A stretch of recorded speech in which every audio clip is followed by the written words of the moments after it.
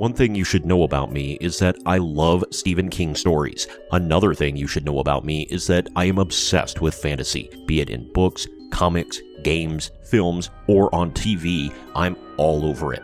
That's why today's video subject hits so hard and so close to home. I've been mulling over in my head the past couple of days the characters, themes, and overall story of Stephen King's The Stand. And because of the way my brain works, I've been comparing and contrasting it to other epics of similar scale. When readers think of epic fantasy, they typically envision sprawling sagas set in imagined worlds. Tolkien's Middle-earth, Jordan's Wheel of Time, Lewis's Narnia, Martin's Westeros. Yet one of the most powerful and quintessentially American fantasy epics sits disguised in the horror section of bookstores, Stephen King's The Stand. Published in 1978 and re-released in its uncut form in 1990, this sprawling post-apocalyptic narrative operates as a modern fantasy epic that mirrors the classic structure, themes, and scope of traditional high fantasy while remaining rooted in the American landscape and psyche. The Stand deserves recognition not merely as a horror novel or thriller, but as an American answer to The Lord of the Rings, a mythic journey that transforms the highways and desert plains of the United States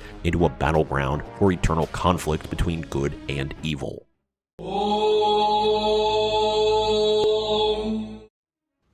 Epic fantasy follows recognizable patterns established by ancient myth and codified by modern authors. A world-threatening catastrophe, a diverse fellowship of heroes, a journey across vast landscapes, and an ultimate confrontation between forces of darkness and light. The Stand adheres faithfully to this template while ingeniously transposing it onto contemporary American soil. The superflu, Captain Trips, serves as King's equivalent to the cataclysmic events that reshape fantasy worlds, wiping out 99.4% of humanity and creating a post-apocalyptic landscape as alien and dangerous as any invented realm. This plague functions as both literal disease and mythic cleansing, a reset button that strips away modern civilization's veneer and returns humanity to a state where fundamental questions of good and evil must be confronted without institutional mediation. The novel's scope matches any traditional fantasy epic. At over 1,100 pages in its complete edition, The Stand follows dozens of characters across thousands of miles and months of narrative time. King constructs two opposing societies from the ashes of America, the Free Zone in Boulder, Colorado, representing democracy, community, and the light, and Las Vegas under Randall Flagg, embodying tyranny, chaos, and darkness. This binary opposition mirrors the clear moral divisions of epic fantasy, from Tolkien's Mordor versus the Free Peoples to Jordan's forces of light against the Shadow. While critics sometimes dismiss such stark moral frameworks as simplistic, they serve an essential mythic function. They allow narratives to explore fundamental human questions about the nature of good and evil, free will, and moral responsibility on an archetypal level.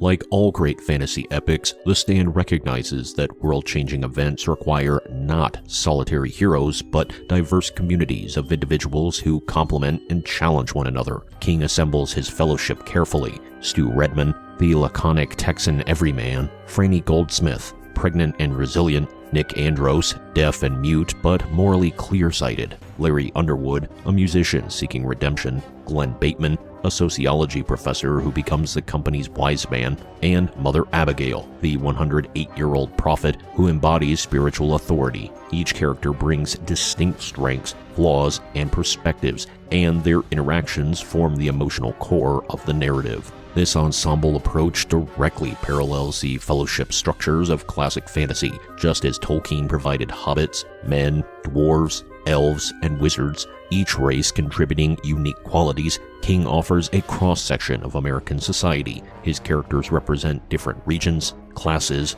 abilities, and temperaments, united not by shared background, but by shared dreams of Mother Abigail calling them westward. The dreams themselves function as a fantasy convention transplanted into horror realism, prophetic visions that guide heroes towards their destiny, similar to the visions and prophecies that propel characters in the works of Jordan, Martin, and Brooks. Moreover, King doesn't shy away from the fantasy conventions of archetypal characters fulfilling narrative roles. Tom Cullen, the intellectually disabled man with hidden depths, serves as the innocent whose simplicity becomes strength. a Tom Bombadil or Hodor figure. Larry Underwood undergoes a classic hero's transformation from selfishness to self-sacrifice. Stu Redman emerges as the reluctant leader, the Aragorn figure who never sought power but accepts responsibility. These archetypal roles don't diminish the character's humanity, rather they elevate personal struggles to mythic significance. If you're enjoying the video so far, don't forget to like it and subscribe to the channel.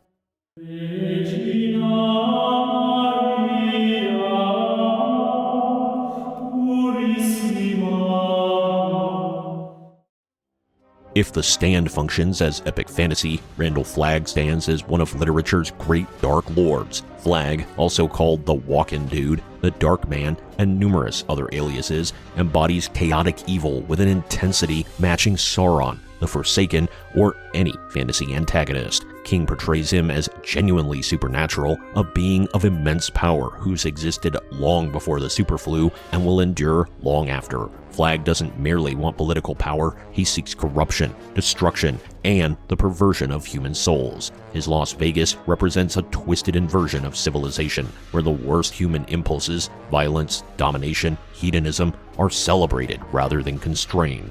King's treatment of Flagg represents the author's understanding of mythic villainy. Flagg possesses the grandiosity and theatrical flair of great fantasy antagonists. He can appear in dreams, influence minds, and wields power that blur the lines between science and sorcery. His followers don't merely serve him from pragmatic self-interest, they're drawn to him by a magnetic attraction to darkness, much as characters in epic fantasy are often corrupted by shadow. Lloyd Heinried, Trashcan Man, and others who flock to Las Vegas aren't just criminals or opportunists, they're souls who have made a fundamental choice between good and evil, light and dark. What makes Flagg particularly effective is King's willingness to leave him partially mysterious. Like Sauron, who never appears directly in most of The Lord of the Rings, Flagg's true nature remains somewhat veiled. Is he a demon, an ageless sorcerer, a personification of humanity's dark impulses? King provides hints but no definitive answers, understanding that mythic villains gain power from ambiguity. This restraint elevates Flagg beyond mere horror movie monster into the realm of archetypal evil.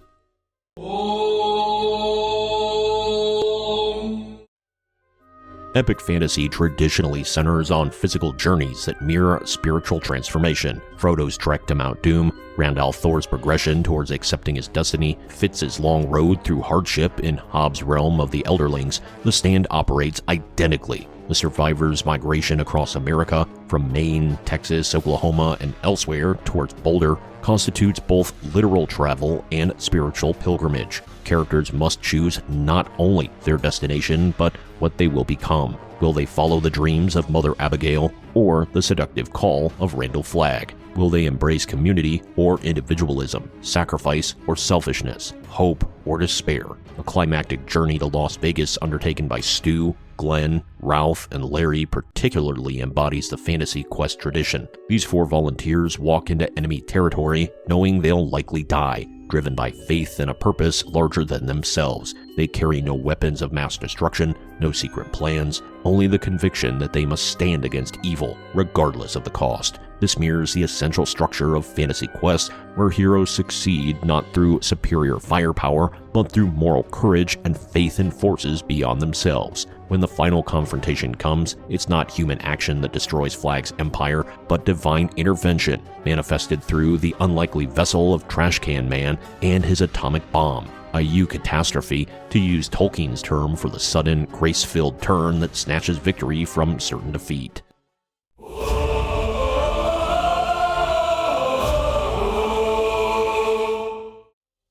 One of the Stand's most brilliant achievements is in its transformation of American landscape into mythical terrain. Where Tolkien had to invent Middle-earth and Jordan created the Westlands, King recognized that America's vast geography already possessed epic scale and symbolic resonance. The empty highways stretched across decimated cities, the Rocky Mountains looming over Boulder, the neon wasteland of Las Vegas. These settings acquire the same charged significance as Mordor, Rivendell, or the Two Rivers. King particularly exploits American iconography. The Lincoln Tunnel becomes a tomb of horrors. The cornfields of Nebraska transform into eerie emptiness. Las Vegas, already a city of illusion and access, becomes the perfect capital for Flagg's Dark Kingdom. Boulder, nestled in the mountains with its college town idealism, represents American optimism and democratic values. By using real American locations rather than invented geography, King grounds his fantasy in the familiar while rendering it strange. The landscape readers know becomes a foreign country, making the apocalypse feel both distant and terrifyingly close. This American setting also allows King to engage with specifically American mythic themes: frontier individualism versus community, the tension between freedom and responsibility, the project of building a new society from scratch, the free zones establishment, complete with debates about governance, law enforcement, and individual rights, recapitulates American founding myths. Meanwhile, Las Vegas under Flagg represents the American shadow: imperialism, exploitation, the might makes right ethos. The Stand becomes a battle for America's soul, asking what values will guide human society when rebuilt from ruins.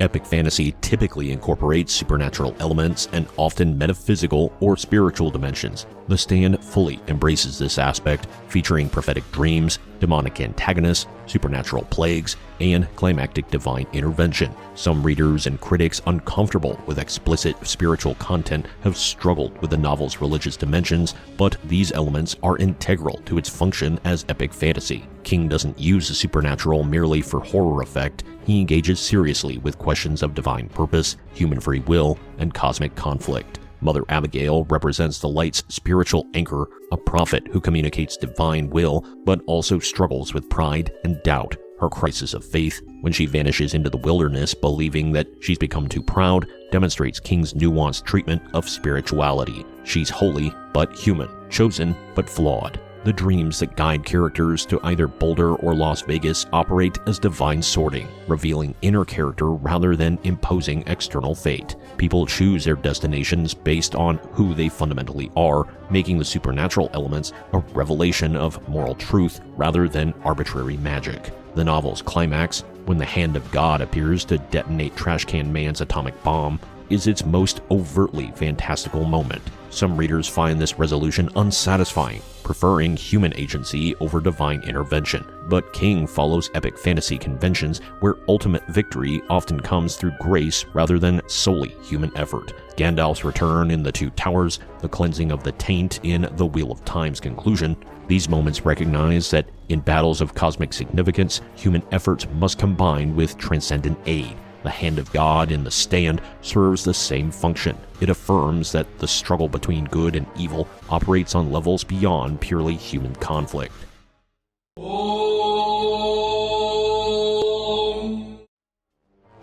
The Stand has influenced countless post-apocalyptic narratives, from Robert McCammon's Swan Song to television series like The Walking Dead. Yet its significance extends beyond genre influence. It demonstrated that epic fantasy need not retreat to invented worlds, that the mythic structures underlying Tolkien and his successors could operate just as powerfully in contemporary settings. King proved that a modern American novel could achieve the scope, moral seriousness, and archetypal resonance of classic fantasy while remaining grounded in recognizable reality. The novel's enduring popularity, spawning multiple editions, a television miniseries, and a recent streaming adaptation, testifies to its mythic power. Readers return to The Stand not merely for thrills, but for the same reason they return to great fantasy epics, to witness a fully recognized secondary world, even if that world is a transformed America, to follow compelling characters on transformative journeys, and to engage with fundamental questions about good and evil, community and individualism, fate and free will. Stephen King's The Stand stands as America's great fantasy epic, translating the structures and concerns of Tolkien-esque high fantasy into an American idiom. It takes the highways and deserts, the cities and small towns of the United States, and renders them mythic. It assembles a fellowship of unlikely heroes and sends them on a quest of cosmic significance. It creates in Randall Flagg a villain of genuine archetypal power, and in Mother Abigail a figure of spiritual authority. Most importantly, it asks the great questions that all fantasy ultimately addresses. What does it mean to be good? How should communities organize themselves? What are we willing to sacrifice for others? In answering these questions through the lens of post-apocalyptic America, King created not just a horror masterpiece, but a modern fantasy epic that stands alongside the great works of its genre. If you've read the book and or have seen the miniseries, let me know. And if you want to discuss all of this, I'd love to hear your thoughts on it in the comments below. This has been 3PC, Past Present Pop Culture. Thank you for watching, and I'll see you in the next video.